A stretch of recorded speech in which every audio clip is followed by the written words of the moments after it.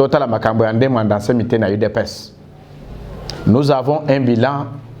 Tozana bilan Oyo Mukonzi Amboka, moi Mboka Félix Tshisekedi a présenté en 2023. Ba distraction ya ba mne mwandansem et talibiso ata mukete. Eza vaste blague pour nous à la DTP, eza ba sekel ya prison. Voilà. Parce qu'il n'a ni légitimité, eza outrage au chef de l'État. C'est là que le procureur général de la République, il faut à la Mouka. Il doit se saisir de ce monsieur, Azongi Saye, Mikolo Koutou a côté dans la cellule de sous-sauté. Pourtant, Bazo côté c'est la cellule, Azokan Saza quelque chose. Pambate, DTP, et que ça la manche pour déposer une plainte contre ce monsieur qui vient pour distraire le peuple congolais, qui est résolument tourné pour le développement, pour le changement Yambok. La République est en danger. Tout le problème est en de Kadhafi. Bato balingi ko distraire peuple congolais. Bato balingi Congo et kende liboso te. Bato balingi kimia ezala na mboka te pamba te kimia ezo sala bato mususu mukusa. Balkanisation et bandi lelo. Lumumba n'a-t-il pas dénoncé?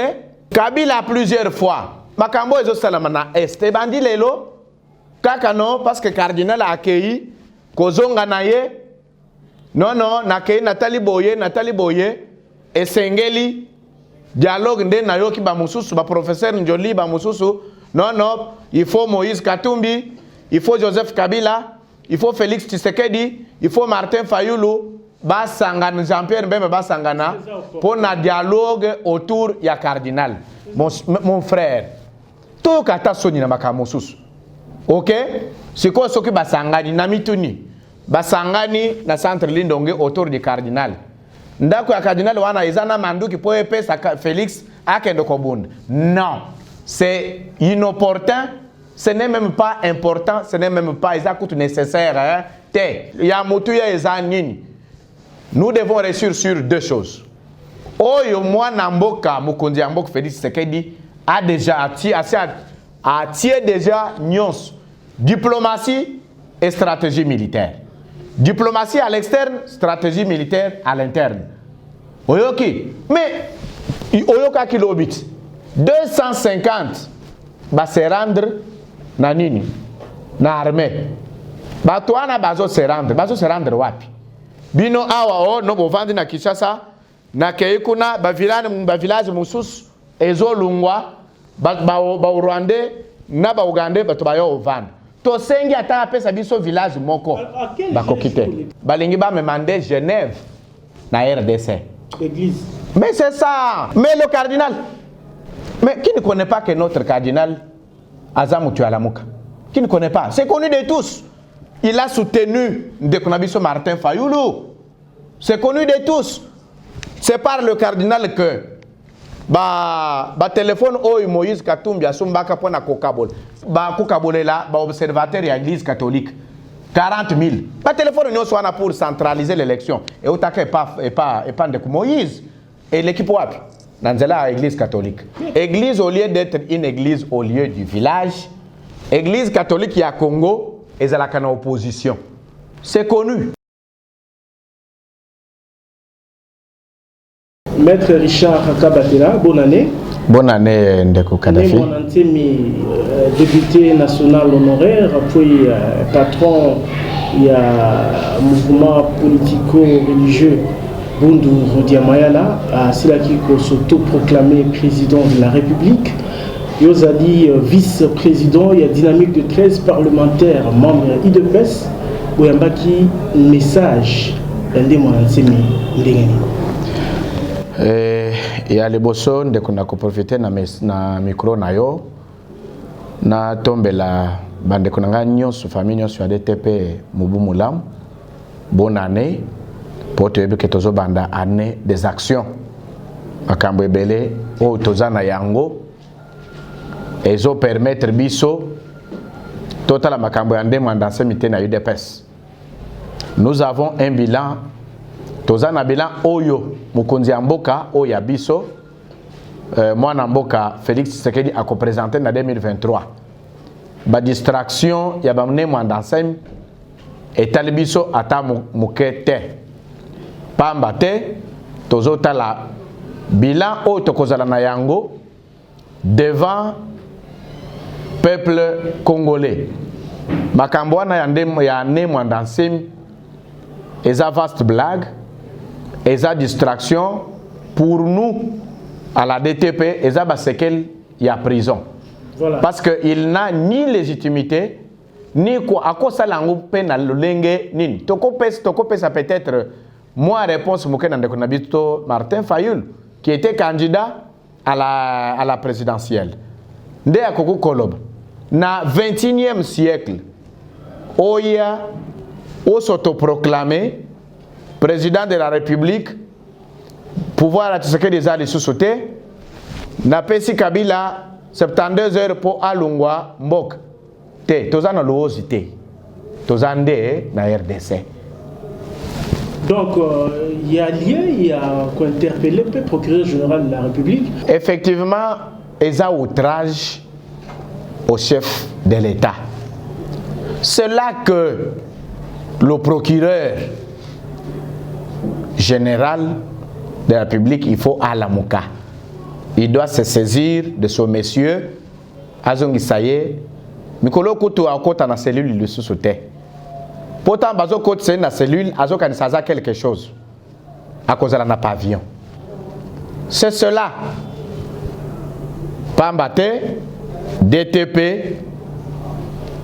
et que ça la manche pour déposer une plainte contre ce monsieur qui vient pour distraire le peuple congolais, qui est résolument tourné pour le développement, pour le changement Yambok. Alors parlons balkanisation, le Congo Nabuso, tu évites ceux qui m'ont comme Soukali ou bien ils allaient vraiment effectivité, il y a Maïmazako Salima dans Est école au RDC, tu qui déjà que SCC et bandit, rapprochement, na force politique et FRDC même a dénoncé qui balkanisation, manœuvre au bazo sala pour nous distraire opinion.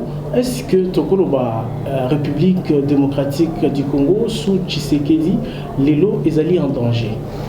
République est en danger. Tout le problème est en de Kadhafi. Bato balingi ko distraire peuple congolais. Bato balingi Congo et kende liboso te. Bato balingi kimia ezala na mboka te pamba te kimia ezo sala bato mususu mukusa. Balkanisation et bandi lelo. Lumumba n'a-t-il pas dénoncé? Même récemment, Kabila plusieurs fois. Makambo ezo salama na Est. Bandi lelo. Kakano, parce que cardinal a accueilli. Kozonga na ye. Non, nakei Nathalie Boye. Et Sengeli. Dialogue nde na yo ki ba mususu, ba professeur Njoli ba mususu. Non, il faut Moïse Katumbi. Il faut Joseph Kabila. Il faut Félix Tshisekedi. Il faut Martin Fayulu. Basangana, Jean-Pierre Mbembe Basangana pour un dialogue autour ya cardinal. Mon frère, tout kata soni na makamosus. OK? C'est quoi ce que Basangani na mituni? Basangani na centre Lindonge autour du cardinal. Ndako ya cardinal wana izana mandu ki poe pesa Félix akendo kobund. Non, c'est inopportun. Ce n'est même pas important, ce n'est même pas nécessaire. Hein? Est nécessaire, nous devons réussir sur deux choses. Oyo moi Namboka, Mukonzi Amboka Félix Tshisekedi a déjà attiré déjà nyons, diplomatie et stratégie militaire. Diplomatie à l'externe, stratégie militaire à l'interne. Oyoki, mais Oyoka kilobit 250 va se rendre na nini na armée. Batouana bazo se rendre wapi? Bino awa no bovandi na Kinshasa na keikuna ba village musus ezo lungwa ba Rwandais na ba Ugandais bato ba yo ovanda. To sengi ata pesa biso village moko ba kokite. L'église catholique. Non mais papa, oyebi yango très bien. Balingi ba me mandé Genève. na RDC. Église. Mais c'est ça. Il faut. Mais le cardinal. Mais qui ne connaît pas que notre cardinal Azamoutu Alamuka? Qui ne connaît pas? C'est connu de tous. Il a soutenu Ndekonabiso Martin Fayoulou. C'est connu de tous. C'est par le cardinal que téléphone Moïse Katumbi a sumbaka pour na kokabol. Kokabol là, observateur de l'église catholique. 40 000. Téléphone nous pour centraliser l'élection. Et au taquet pas de Moïse. Et l'équipe wapi dans l'église catholique. Dès Omoni, église au lieu d'être une église au lieu du village, église catholique à Congo, et à la opposition. C'est connu. Et nous, au pouvoir, nous devons nous comporter comme tel. Mais c'est ça. Mais nous ne sommes pas là. Notre problème, le problème de Félix Tshisekedi, c'est le Congo. Le problème de Félix Tshisekedi, c'est la paix à l'Est. Le problème de il y a Félix Tshisekedi, eza yangoana. Mbokeke liboso, kimia ekota na Est, bisoto kenende liboso. Nyoso wana bisoto tali yango, eza distraction. Lelo, tata cardinal alingi amitia, lokola, Didier Rendes amitia ki na Genève. Atia avant de ça, Fayolo, banani, et après, boyo kano, toleki na vote, tobimisi ka, non. C'est wana, et c'est le cas. Deuxième Genève na RDC et kozalate. Dialogue et kozalate. Tozo kende tout droit. Stratégie militaire réseau réussir. Ma camion soit les approba décoration de ma pinga na biso bazan na front. Pour veiller que bozo mon akeza ba victoire. C'est tout à fait normal. Ba tout ceux qui bazo qui ma guerre. D'ailleurs, il n'y a même plus de bastion. Il y a ba militaire. Eza li sous-sauté. Bazaka que ba oyo ba kizo ki makimawana akimi aye abeti azongi. Mais au lendemain, notre armée, ce qu'on a bien, on a poto partout. Copie simbité. Balkanisation est causalité. Et pendant les lotes, qu'on a vu sur la côté la conduite à centimètres. Il y a RDC et qu'il y a Rwanda et qu'il y a Ouganda. Et que ça le matin. Tozanayo, retiens la date d'aujourd'hui. Je prends le peuple congolais à témoin. Président de la République, il faut adopter attitude vis-à-vis, par exemple, de l'Église, parce qu'il est très respectueux. Il y a un serviteur de Dieu, que ce soit il y a l'Église des réveils et autres. Mais à la lire où vont les choses, Félix Tshisekedi, il faut se positionner ici par rapport à l'Église catholique en particulier. Félix Tshisekedi a l'Église catholique locale à opposition. Il faut nous rappeler que la famille a Tshisekedi, il y a un évêque, Monseigneur Molombe. Et de deux, attitude il y a Félix, Ezaka attitude il y a Tata, il y a Mboka, père de la nation. Des attitudes naïe, Aokenango Tisuka. Mais ils ont fragilisé. Ils ont fragilisé et l'autre côté. C'est moins faible, Liboso, par exemple, Makamto Koloba ou Yabatimosusu. Papa, jamais et qu'on fragilise. Et ça distraction. Et quelqu'un bongoti et s'il parce que jamais tu sais qu'il a quoi répondre na ba distraction ya bongo. Et loko ils ont la Tshisekedi eza Congo. Ndenge nini Congolais akolia malam, ndenge nini Congolais akotambola na kimia. Ndenge nini Congolais akokende liboso atangisa bana na ye librement yango wana omoni tala Tshisekedi yemo c'est un serviteur de Dieu bisikani no moti Tshisekedi asali du secours asite nzambe te alo balikamba nzambe te apesa verset te ngaku tunabenga ka évangéliste international pona nini parce que yebi nzambe soko omoni mutu azobundisa Tshisekedi c'est kaza nzambe te. Oh, notre église. Mais oui. Nani mutu abiso ke batuno sur l'église bazaba to nzambe. Non? Même Bible il y a na Bible wana. Au milieu de vous il y a des loups, ba loup bango wana. Numéro 1 église catholique. Et on vous a dit que cause la numéro 1 et ça cause la nzambe. Je peux être numéro 1 mais nezana diable. C'est ça non? Makambo nzambe yebango. Jour moi na nkolo akoya. Tina boy bazana calotte. Tokozala tozo se bousculer na porte. Oza makasi okoti. Oza makasi te okei na life.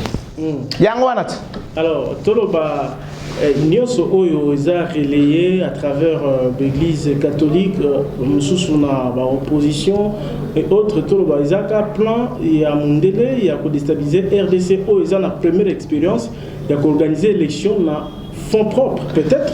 Papa, pour moi, il y a un plan, il y a Mundele. Pour moi, il y a un plan, il y a Mundele. Jusqu'à quand Tokolobaka ka Mindele.